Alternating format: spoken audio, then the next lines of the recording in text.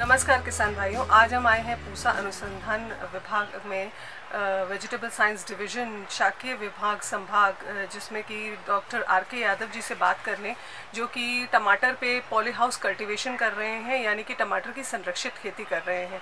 तो doctor R K. Yadav ji से हम आज बात करेंगे और जानेंगे कि टमाटर की संरक्षित खेती की ज़रूरत क्यों पड़ती है और क्यों इसे करने की हमें ज़रूरत है, जबकि टमाटर इतनी अच्छी उपज है टमाटर की खेतों में और आसानी से उगाया जा सकता है। फिर इसकी संरक्षित खेती किस लिए करनी है?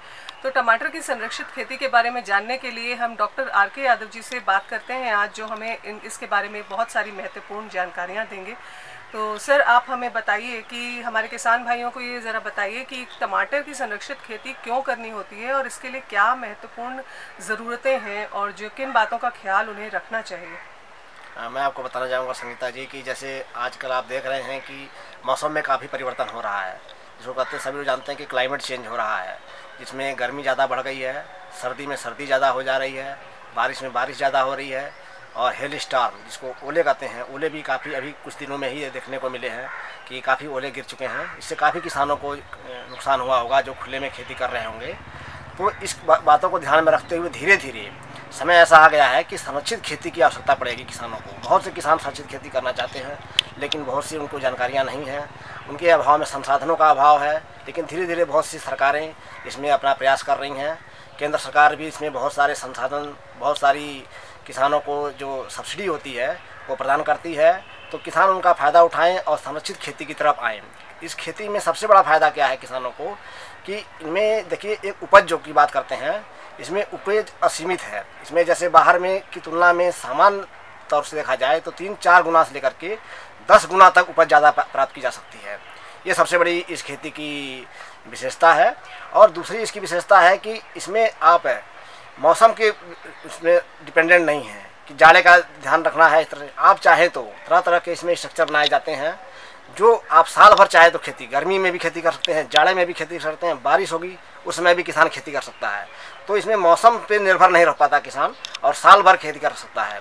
और तीसरी सबसे बड़ी चीज़ है कि इसमें किसान ऑफ सीजन जिसको कहते हैं, बेमौसमी सब्जी की खेती अगर करना चाहे, जो टमाटर है, खीरा है, कैप्सिकम है, इनकी बेमौसमी खेती कर सकता है। जब बाज़ार में दाम बहुत ज़्यादा रहते हैं उस समय किसान इसके अंदर खेती करके ज़्यादा पैदावार लेकर के और अच्छे दामों पे, जो बहुत काफ़ी कई गुना ज़्यादा दाम उसको बाहर से तुलना में मिल जाते हैं, क्योंकि बाहर में उस समय इसे खेती करना संभव मुश्किल होता है।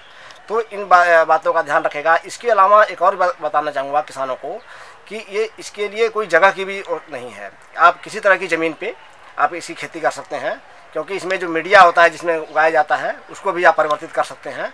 तो आप जैसे कहते हैं कि राजस्थान में कोई किसान है, गर्म है जलवायु, बालू है, उसमें भी इसकी खेती वहाँ पर तरह तरह की संरचनाएं बना करके विकसित की जा सकती हैं और खेती की सकता है। इसी तरीके से जैसे कोई किसान पहाड़ी क्षेत्रों का है, वहाँ पर संरक्षित अवस्था में खेती कर सकता है।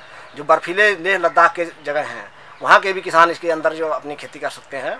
तो इन बातों का ध्यान रखना है। और सबसे एक और चीज़ है किसानों का, जो खेती में लागत बढ़ती जा रही है, इसके अंदर क्या है कि जो भी संसाधन लगाता है, जैसे इनपुट यूज इफिशिएंसी जिसको बोलते हैं, हमारी लागत का सही उपयोग इसके अंदर होता है। कि जैसे हम पानी जो है ड्रिप से लगा रहे हैं अगर, तो आप बूंद बूंद सिंचाई कर रहे हैं और उससे आप मिनिमम पानी दे करके कम से कम पानी में ज़्यादा से ज़्यादा फ़ायदा ले रहे हैं। इस तरीके से जो खाद है वो भी हम पौधों की जड़ों में ही सीधे देते हैं, तो उसका सीधे पौधों को पूरा लाभ होता है। इसी तरीके से जो तापमान है, जैसे आप सनलाइट जिसको सूर्य की रोशनी है, उसका भी पूरा उपयोग इसके अंदर कर पाते हैं।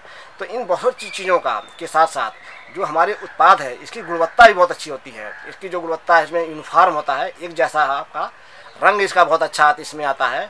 और इसमें जो कीड़े, बीमारियों इत्यादि से जो बाहर नुकसान होता रहता है, फलों पे उसका असर पड़ता है, पत्तियों पे असर पड़ता है, हमारे उत्पाद की गुणवत्ता खराब हो जाती है। और जो न्यूट्रिशनल क्वालिटी होती है, इसको भी बता दूं मैं, जैसे टमाटर की बात करेंगे, इसके अंदर का टमाटर बाहर की तुलना में काफ़ी लाल हो जाता है, उसमें लाइकोपीन बढ़ जाता है, इसमें TSS जो है, उसमें कुल घुलनशील पदार्थ जिसको कहते हैं, उसकी मात्रा बढ़ जाती है। इस प्रकार से गुणवत्ता में भी काफ़ी सुधार होता है और अट्रैक्टिव रहता है और किसान को ज़्यादा लाभ मिलता है। इसलिए इस खेती की महत्ता धीरे धीरे बढ़ती जा रही है। डॉक्टर साहब, आपने बहुत अच्छी जानकारी दी अभी टमाटर के बारे में। जैसा कि हम देख रहे हैं, आप यहाँ चेरी टमाटर भी उगा रहे हैं और दूसरे टमाटर की वैरायटीज़ भी हैं, यहाँ काफ़ी अच्छी ग्रोथ भी है। तो किन बातों का ध्यान रखना चाहिए पॉली हाउस में किसान भाइयों को कि यहाँ मतलब कोई बीमारी ना लगे टमाटर को, और किस तरह से बीमारियों से बचाया जा सके और अच्छी से अच्छी उपज हो सके? तो किन महत्वपूर्ण बातों का पॉली हाउस में ध्यान रखना है? हालांकि हमारे किसान भाई काफ़ी हद तक पॉली हाउस का आजकल यूज़ तो कर रहे हैं, और ये काफ़ी महंगा भी पड़ता है, तो क्या आप कुछ बता सकते हैं कि उन्हें किस तरह से कम इकोनॉमिकल बजट में पॉली हाउस का निर्माण कर सकते हैं और टमाटर को उगा सकते हैं, और छोटे एरिया में भी इसको किस तरह से उगा सकते हैं? देखिए, अगर इसमें उगाने की बात आती है तो अगर आप टमाटर की खेती पॉली हाउस में किसान भाई चाहते हैं तो इसमें कुछ प्रजातियां हैं। इसके हर तरह की प्रजाति इस बाहर जो लगाई जा सकती है, सभी प्रजातियां किसान इसके अंदर नहीं लगा सकते हैं। इसके अंदर इसको कहते हैं इनडिटर्मिनेट वैरायटीज होती हैं, जिसकी असीमित बढ़वार होती है, जो सीधे बढ़ती रहती है। कभी कभी 8-10 फुट से लेकर के 30-40 फुट तक की बढ़वार वाली प्रजातियां हैं जो इसके अंदर लगाई जाती हैं। तो विशेषकर से इस बात का ध्यान रखना है। तभी हमने जब कहा था कि प्रति इकाई जो उपज है इसके अंदर बहुत ज़्यादा होती है, क्योंकि इसकी बढ़वार एक जगह से बहुत लंबी हो जाती है पौधे की, और उसी पर पौधा फलता रहता है और 8 से 10 महीने तक इसको मिलती है। तो इसलिए प्रजातियों का चुनाव बहुत सावधानी से करना है। विशेषकर से कुछ प्रजातियां हैं, हमने पूसा संस्थान में कुछ इसके लिए प्रजातियां विकसित कर रहे हैं। चेरी टमाटो की हमने पूसा चेरी टमाटर एक विकसित कर रखा है। इसी तरीके से पूसा की हमने एक पूसा DTPH 60 करके प्रजाति जो सामान्य टमाटर की है उसको विकसित कर रखा है। उसकी काफ़ी जगह हमने उसको दिया है किसानों को लगाने के लिए, जैसे राजस्थान में दिया है। तो उसका मैं देख रहा हूँ कि किसान काफ़ी संतुष्ट हैं उससे और काफ़ी उत्पादन ले रहे हैं। और दूसरी बात हुई कि पॉली हाउस बनाने की, तो किसान भाई जो है इसमें कई तरीके के पॉली हाउस होते हैं। इसमें एक हाई कास्ट होता है जिसमें सब कुछ संरक्षित होता है और सब चीज़ मैकेनाइज होता है। सारा चीज़ों में आप काफ़ी थोड़ा खर्चा इसमें आता है। उसके बाद सेमी कंट्रोल होते हैं, उसमें जैसे आपका पानी जो और हवा का आप जो ये है तापमान को आप नियंत्रित कर सकते हैं। इसी के लिए आपको डिफॉगर इत्यादि लगाए जाते हैं। लो कास्ट पॉली हाउसेस भी किसानों के लिए काफ़ी उपयुक्त हैं और अपनी जगह के अनुसार से, अपने संसाधनों के अनुसार से कोई किसान भाई चाहे तो छोटे से पॉली हाउस करे। 100 वर्ग मीटर का छोटा सा पॉली हाउस एक है, काफ़ी कामयाब रहता है छोटे किसानों के लिए। उसमें बैम्बू से बना सकते हैं, प्लास्टिक के स्ट्रक्चर पे बना सकते हैं, जैसा चाहें। बस इसमें ध्यान रखें कि जो इसको जो पॉलीथीन होती है उसकी गुणवत्ता अच्छी होनी चाहिए। उसमें 200 माइक्रोन की पॉलीथीन होती है और करीब ये जो पॉलीथीन में UV स्टेबलाइज कोशिश करें, जिससे कि UV रेज से बचाव होता है इसके अंदर और पौधों की गुणवत्ता अच्छी होती है और लाइट आसानी से आ सकती हो। तो इन चीज़ों का ध्यान रख करके, और किसान भाई जो छोटे किसान हैं विशेषकर से उनको भी सब्सिडी मिल जाती है। बड़े किसानों को भी NHB है, नेशनल हार्टिकल्चर बोर्ड है, वो काफ़ी देता है और विभिन्न राज्य सरकारें हैं वो भी इसमें सब्सिडी देती हैं। तो पॉली हाउस के अंदर किसान इस तरह के टमाटर को अपनी लगा सकते हैं। और बाकी जब आपने एक बात और पूछी है कि इसके अंदर बीमारियों से बचाव इत्यादि कैसे किया जाए, तो इसमें आप देखती हैं कि जो बीज उत्पादन से लेकर के बीज की पौध तैयार करते हैं हम, उसको भी पॉली हाउस के अंदर ही करते हैं। और मृदा रहित जो होती है मीडिया, जिसमें कहते हैं कोकोपीट, वर्मीकोलाइट, परलाइट, इसके जो मिश्रण तीन भाग कोकोपीट, एक भाग परलाइट और वर्मीकोलाइट को मिला करके किसान भाई मिक्सचर बना लेते हैं। और इसको प्रो ट्रे जो होता है उसमें एक बीज को डाला जाता है। तो इसमें एक बीज का महत्व होता है, एक बीज का जमा हो जाता है और अच्छी गुणवत्ता का जो बीज होता है, क्योंकि हम इसको संरक्षित अवस्था में बीज को तैयार किए हैं। 20 से 25 दिन में तैयार हो जाएगा और जो बीज तैयार होगा वो बहुत मजबूत होता है और बीमारियों से रहित होता है इसके अंदर।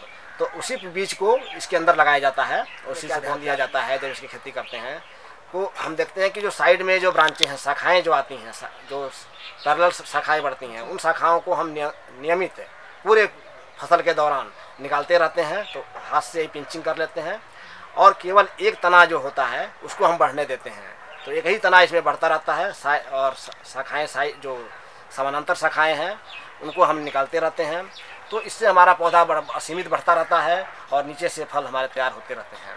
तो इससे हमारा काफ़ी जो हमने कहा कि 8 से 10 गुना तक भी जो हाईली अच्छे पॉली हाउसेस हैं, जो बड़े साइज के पॉली हाउस हैं, जो 1 हेक्टेयर या कह सकते हैं कम से कम 1 एकड़ का, जो इंडिया में कहा जाता है, भारत में 1 एकड़ का पॉली हाउस काफ़ी कामयाब पॉली हाउस माना जाता है। तो उसके अंदर आप लगा करके अच्छा मुनाफा कमा सकते हैं। तो बहुत अच्छी इतनी जानकारी जो दी आपने किसानों के लिए, ये बहुत महत्वपूर्ण है और लग रही है। और ये भी मैं जानना चाहूँगी आपसे कि क्या आप बीज उपलब्ध कराते हैं, जो अच्छी वैरायटीज़ आपको पता चलती हैं? और जैसे पूसा अनुसंधान संस्थान तो बहुत नामी संस्थान है जो कि हाइब्रिड वैरायटीज़ भी उगा रहा है इस समय, और सारी वेजिटेबल्स की हाइब्रिड वैरायटीज़ भी लॉन्च हो रही हैं हर साल। तो क्या आप अच्छे वैरायटी के बीज हमारे किसान भाइयों को उपलब्ध कराते हैं, और ये कहाँ से उपलब्ध होते हैं, इस बात की जानकारी भी आप हमारे किसान भाइयों को दीजिए। और उन्हें ये भी बताइए कि पॉली हाउस के रख रखाव के लिए उन्हें कहाँ कांटेक्ट करना चाहिए और किन से बात करनी चाहिए, और इसका रख रखाव अच्छी भली भांति कैसे करें किसान भाई हमारे जो कि टमाटर उगा रहे हैं, और अच्छी से अच्छी हाइब्रिड वैरायटी भी वो उगा सकें, नई वैरायटीज़ भी उगा सकें। क्या उसके बीज भी उपलब्ध होते हैं यहाँ पे? हाँ, मैं आपको बताना चाहूँगा कि जहाँ तक आपने प्रजातियों की बात की, जिसमें से संकर प्रजातियाँ हैं, हाइब्रिड की बात कर रही हैं, तो इसी को ध्यान में रखते हुए पिछले 5-6 सालों से हम पहले हमारे संस्थान में जो CPCT है, सेंटर फॉर प्रोटेक्टेड कल्टीवेशन, संरक्षित खेती के लिए काफ़ी व्याप्त है, जो इंडो इजराइल सिस्टम पे बना है, वहाँ पर इसकी तमाम जो प्राइवेट सीड कंपनी की प्रजातियाँ थीं उसको लगा करके, और या इजराइल की कुछ प्रजातियाँ शुरू में आई थीं, उसको लगा करके सन 2000 के आसपास से उसमें प्रदर्शन किया जाता है, जिससे किसानों को दिखाया जाता है, और उसके जो मॉडल्स हैं बहुत जगह किसान के यहाँ तैयार भी किए जाते हैं, जिससे किसान को प्रेरित होकर के वहाँ पर किसान जा कर के हमारे संरक्षित जो संरचनाएं हैं देख सकते हैं, उनके देख रखाव के बारे में जो भी जानकारी उनको चाहिए वहाँ ले सकते हैं। इसके अलावा इसी बात को ध्यान रखें, हमारे सब्जी विज्ञान जो संभाग है, इन्होंने भी इसकी प्रजातियों पे काम करना शुरू किया, क्योंकि हम चाहते थे कि कुछ ऐसी प्रजातियां विकसित कर दिया जाए जिससे इसके दाम काफ़ी घट जाए। नहीं तो किसानों को बाज़ार से काफ़ी महंगे बीज मिलते हैं, और एक एक बीज का दाम आजकल उनको देना पड़ता है। इसी को बात में ध्यान रखते हुए हमने एक टमाटर की जो पूसा चेरी है, वन टमाटर, इसकी प्रजाति विकसित कर रखी है। तो ये चेरी की बात हुई, जिसमें करीब 10 ग्राम के आसपास के फल तैयार होंगे। इसी तरह से को ध्यान में रखते हुए हमने जो सामान्य टमाटर है, जिसमें DTPH 60 करके हमने एक नई प्रजाति विकसित की है, और इसकी अभी अनुमोदन नहीं हुआ है, और भविष्य में बहुत जल्दी ही इसका अनुमोदन हो जाएगा, और ये बीज जो है इसके किसानों को प्राप्त होने लगेंगे।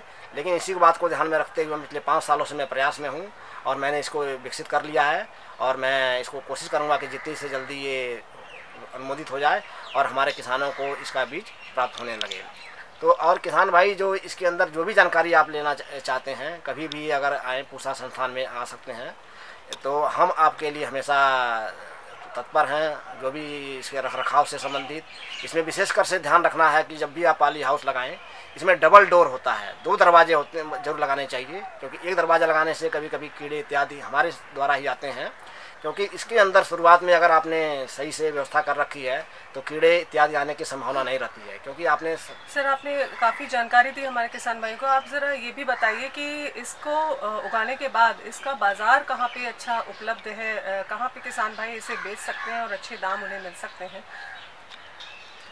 हाँ, मैं इसमें बताना चाहूँगा किसान भाइयों को, जब इसके संरक्षित खेती करना चाहेंगे तो इस बात का भी इसमें ध्यान रखें कि किस समय अपनी खेती करें, कि जिससे उसका बाज़ार उस में जो टमाटर आपका या जो भी उत्पाद आपने इसके अंदर लगा रखा है वो उस समय आएगा जिस समय बाज़ार में उसकी मांग कम, मतलब उपलब्धता कम रहेगी। और उस समय की, क्योंकि हमें इसको शुरू में बताया है कि ऑफ सीजन बेमौसमी कोशिश करना है, कि जैसे आपने सितंबर अक्टूबर में आपने इसके अंदर खेती करनी शुरू कर दी, तो आपको नवंबर दिसंबर में आपको टमाटर मान लीजिए आपको तैयार होने लगेगा।